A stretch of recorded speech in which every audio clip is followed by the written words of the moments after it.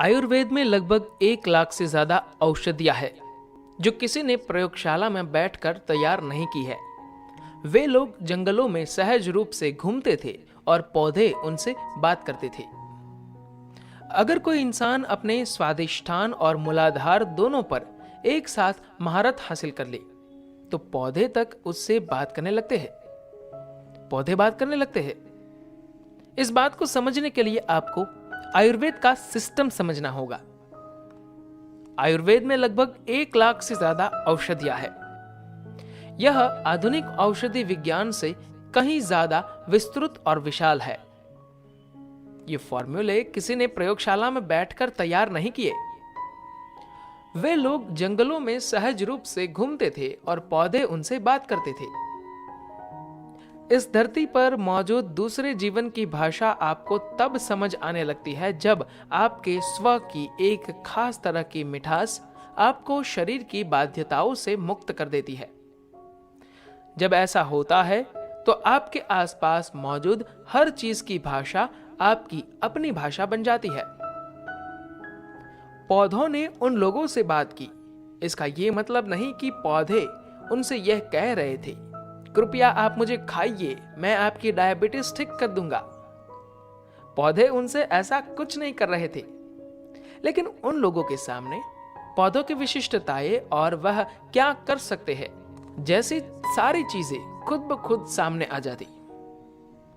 आप अपने शरीर और मन के स्तर पर कैसे हैं, उसी के मुताबिक कोई गंध आपको अपनी ओर आकर्षित करती है। कभी कभी जब आप टहल रहे होते हैं तो आपने गौर किया होगा कि अचानक कोई गंध आपको मोहित कर देती है। बहुत सारे लोग अपने दिमाग में भरे कचरे में इस कदर खोए रहते हैं कि वह किसी गंध को महसूस ही नहीं कर पाते। तेलुगु में कहावत है, भला कोई गधा चंदन की महक को कैसे समझ सकता है। किसी भी उम्दा महक को महसूस करने के लिए एक खास तरह की संवेदनशीलता की जरूरत होती है। आपने इसे अपने साथ ही महसूस किया होगा।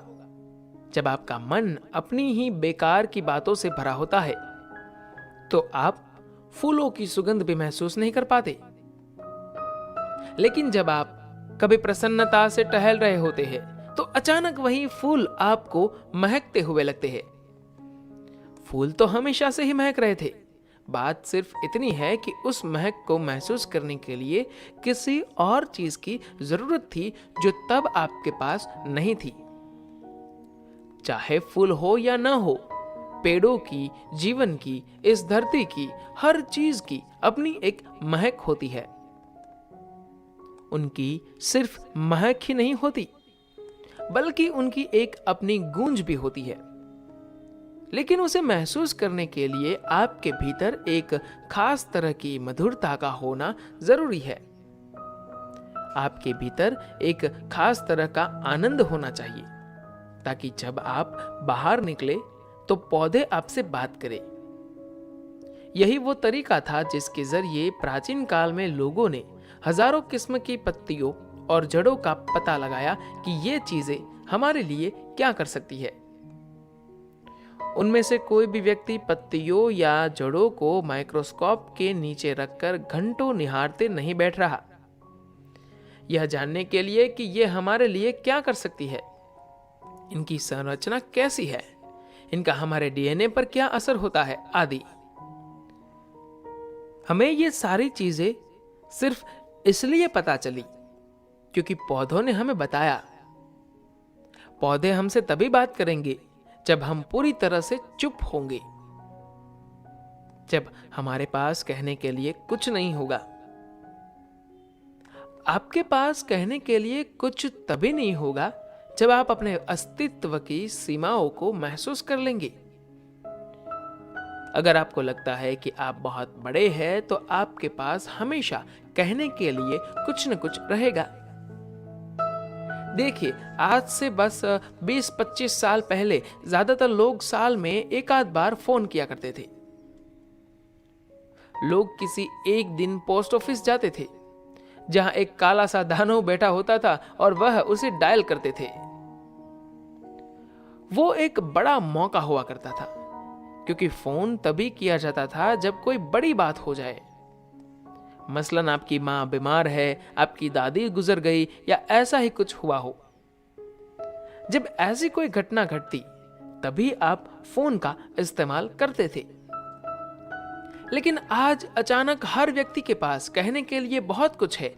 बेशक तकनीक के हमें सक्षम बनाया है, हम इसका इस्तेमाल अपनी भलाई के लिए कर सकते हैं, इसमें कोई बुराई नहीं है। लेकिन आपको लगता है कि इन गैजेट्स की वजह से आप बहुत बड़े बन गए हैं, लेकिन जैसे कि इनकी बैटरी खत्म होती है, अचानक आप भी गायब हो जाते हैं। आपके पास उसे चार्ज करने के लिए अगर कोई उपाय नहीं है, तो जैसे सब कुछ खत्म हो गया।